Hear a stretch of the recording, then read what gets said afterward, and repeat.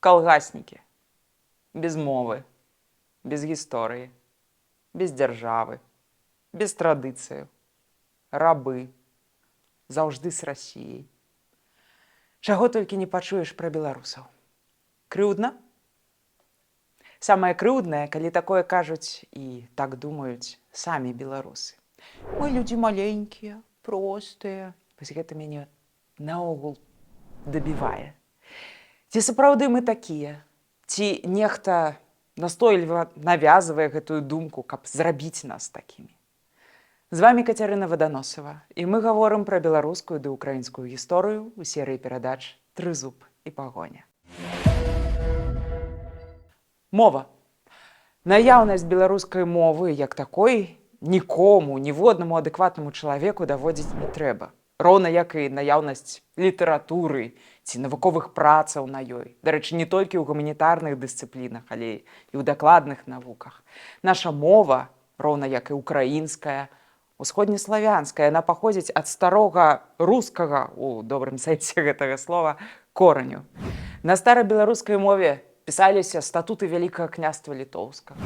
На ёй друкаваў сваю біблію Скарына. Яе ў мадэрную вопратку перапакавалі літаратары, філолагі мяжы 19-20 стагоддзяў. Гэта стандартная гісторыя для нашага рэгіёну. А вось далей цікава. Мова квітнее там, дзе за ёй стаіць дзяржаўная палітыка. Асабліва ва ўмовах няроўнай канкурэнцыі, калі пад бокам расійская ці польская мовы, за якімі ўжо стаялі дзяржаўныя праекты. У 1920-х Беларусь пад саветамі перажыла кароткі перыяд беларусізацыі, калі па-беларуску выходзілі і падручнікі па матэматыцы, і вайсковыя статуты, а далей было згортванне, усё пайшло пад сталінскі нож, роўна як і ва ўкраіне. Мову загналі пад плінтус, як любіць выказвацца адзін палітык, як калгасную, як неактуальную, несучасную. Нават у 90-е савок як сістэма, ідэалогія тут быў настолькі моцны, што беларуская мова развівалася не дзякуючы дзяржаве, а хутчэй насуперак.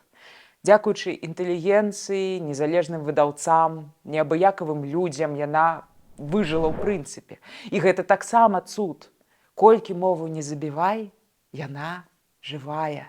І нават зараз на ёй гавораць, думаюць, вучаць дзетак, пішуць кнігі. Дык чаго ж не хапае, каб беларусы масава загаварылі па-беларуску? Всё проста. Не хапае дзяржаўнай палітыкі. Чыя мова, таго і ўлада. А чыя ўлада, таго і мова. Калгаснікі? Вечныя вяскоўцы ў лапцях? Большасць нацый ўсходняй Еўропы называюць сялянскімі. Чаму так? Тут некалькі важных гістарычных момантаў.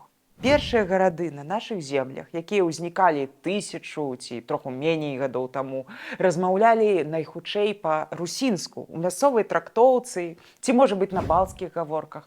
Мы не можам пачуць запісы размоваў жыхароў Ваўкавыску ці Наваградку з 1200-х гадоў, але мы маем археалагічныя сведчанні, граматы ці тыя ж графіці, якія простыя людзі пісалі на прасілках ці на сценах храмаў. Пазней сітуацыя ў гарадах пачала змяняцца. Па-першае, гэта паланізацыя, якую перажыла наша шляхта ў 17-18 стагоддзях у часы Рэчы Паспалітай. Лаціна і польская мова тады сталі больш статуснымі, роўна як і каталіцкае веравызнанне.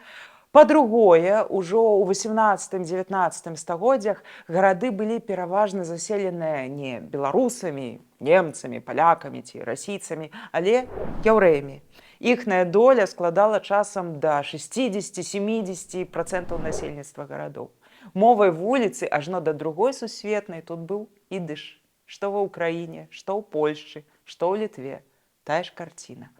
Таму беларушчына паступова і перакачавала ў вясковае асяроддзе. Там яна захавалася, і менавіта адтуль яе выцягнулі ды вярнулі ў горад нашы асветнікі на мяжы 19 і 20 стагоддзяў. Тое самае было ў краінах Балтыі, і ва ўкраіне, і ў Чэхіі. Нічога надзвычайнага. Беларусы вярнулі сабе горад як месца жыцця толькі ў часы СССР падчас масавага перасялення вяскоўцаў у гарады. Але праз маскоўскую палітыку яны хутка русіфікаваліся. Гэта праўда. Ці перасталі яны быць беларусамі? Не, нават калі размаўлялі па-расійску. Ні ў кога з адэкватных людзей уже язык не павернецца сказаць, што Мінск ці Брэст – рускі горад.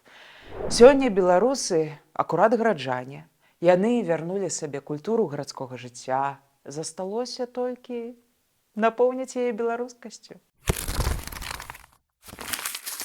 Народ без дзяржавы. Маўляў, не было ў нас у гісторыі ніякай дзяржаўнасці, а Беларусь – гэта выпадковая краіна на ўламках расійскай імперыі. А давайте глянем на даты стварэння іншых дзяржаваў. Просто зірніце. Нямецчына, Румынія, Ізраіль, Славенія. Мала? Створанаму менш за 100 гадоў таму Ізраілю нішто не замінае выводзіць сваю дзяржаўнасць ад цара Давіда, а не ад Бен-Гурыёна. Немцы выводзяць сябе не ад Бісмарка, напрыклад, а ад Армінія, які разбіў 3 рымскія легіёны ў Тэўтобургскім лесе. А Італія на мапах з'явілася ў часы Гарыбальдзі, але італьянцы бачаць сябе нашчадкамі этрускаў ці даўняга Рыму. Так, сваю мадэрную дзяржаўнасць мы адлічваем ад 1918 году, ад стварэння БНР.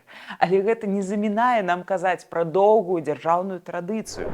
Ад полацкага княства яшчэ варазкіх часоў. Далей было Вялікае княства Літоўскага, сэрцам якога былі акурат мы. І ўрэшце Рэч Паспалітая, агульная дзяржава з палякамі, літоўцамі, украінцамі. І ўсё гэта наш фундамент, гістарычны капітал.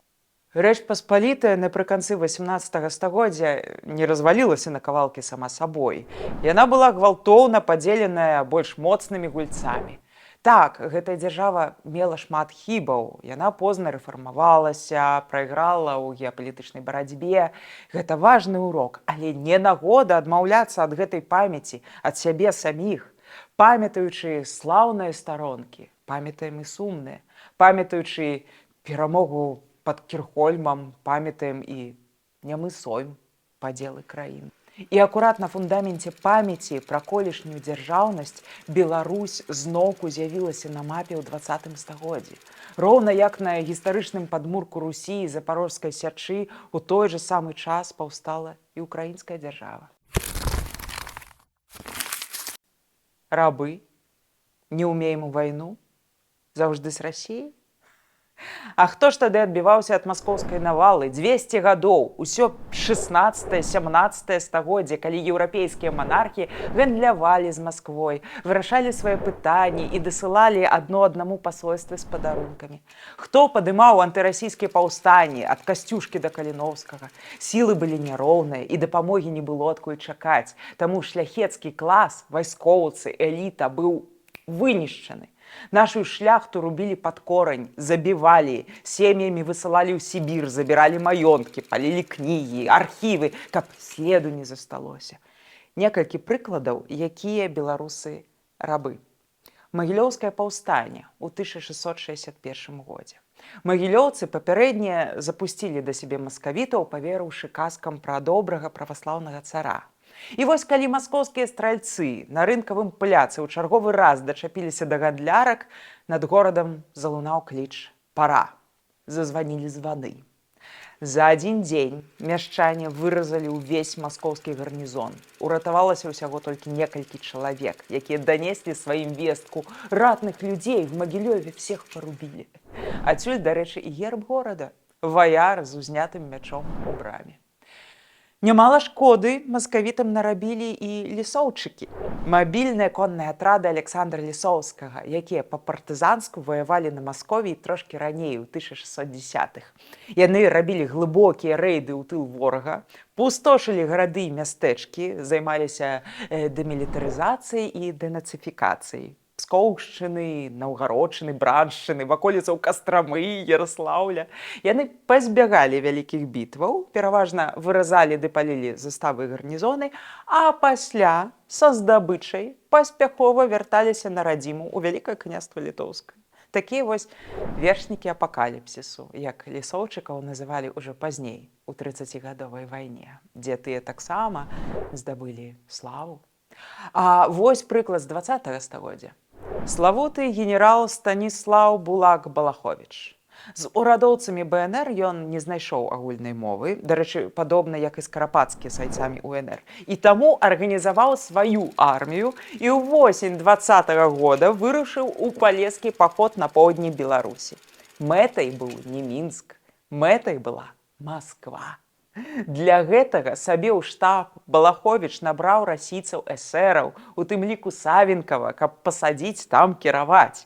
Навошта? Бо ён разумеў, што не будзе спакою ў Беларусі, пакуль Расіяй кіруюць цары або бальшавікі. Дарэчы, у Балаховіча ваявалі таксама і старавер з Латгаліі. Тыя наогул бальшавікоў палілі жыўцом. Так бывае, бо гэта вайна не на жыццё, а на смерць. Ягоны паход не ўдаўся, але імя генерала Балаховіча і Балаховец, як слова, сталі на доўгія гады страшным сном савецкай улады. А вобраз генерала апынуўся настолькі маляўнічым і прывабным, што нават Чапаева у папасе, у бурцы, на кані з шабляй іхныя прапагандысты спісалі акурат з нашага Балаховіча. І вось вам рахманы, талерантныя беларусы, якія зброю ў руках трымаць не ўмеюць. Канешне. З традыцыяй і нацыянальнымі архетыпамі таксама цікава. Які архетып беларуса нам падсоўвалі на уроках беларускай літаратуры ў школе? Гэта гаротны селянін, які ведае, што кепска будзе, галеча, бядота, старасць, смерць. Вядома ж, хто плоціць, той і замаўляе музыку. Калі бальшавікам было выгадна, каб беларусы былі сялянамі ды рабочымі, такую нацыю яны і ляпілі, у тым ліку рукамі мясцовай творчай інтэлігенцыі, якую адмазалі ад гулагу і расстрэлу. Праўда, не ўсіх. Зусім іншыя архетыпы дае нам гісторыя. Мужчынскія – гэта ваяр, вядзьмар, паляўнічы, ваўкалак. Жаночая – гэта не толькі любячая маці, але і ўзброеная жанчына, жанчына-асветніца, падарожніца. І нашыя казкі – гэта не толькі пра селяніна Несцерку, які скраў у пана парася. Гэта таксама пра гарошка ці каці гарошка, які жалезнай булавой, якую сам выкаваў, заваліў змея, забіў як цвік у зямлю. Чым вам не Зігфрыд з германскіх міфаў? Або легенды пра цмока, якія ёсць і не ў кожнай беларускай вёсцы. Пра цмока, які начамі носіць па небе золата, але, калі што не так, выпаліць усё навокал ушчэнт. Альбо сюжэт пра ваўкалака, чалавека, які перакідваецца ваўком. Такую якасць летапісцы прыпісвалі нават нашаму князю, Усяславу Чарадзею. Праца з архетыпамі – асобны накірунак, да якога трэба ставіцца вельмі сур'ёзна. Пісаць, маляваць, здымаць фільмы, нагадваць, вымываць рабскае, гаротнае, бядотнае, падсаджанае звонку. Вяртаць сваё. Магчыма, акурат гэтага нам не хапае, каб расправіць плечы. Але да чаго гэта ўсё? Ці трэба нам перад некім за нешта апраўдвацца? Не. Трэба рабіць сваё, здабываць волю, абапіраючыся на традыцыю, подых продкаў у спіну. Мы не самотныя. Трэба быць вартымі сваіх продкаў і тых, хто яшчэ не з'явіўся на свет. Толькі ўсяго. Як заўсёды, мы вельмі ўдзячныя за вашыя данаты, за падабайкі, за каментары. Не забудзьцеся падпісацца на наш канал і будзьма разам з сапраўднай гісторыяй, будзьма разам з Украінай.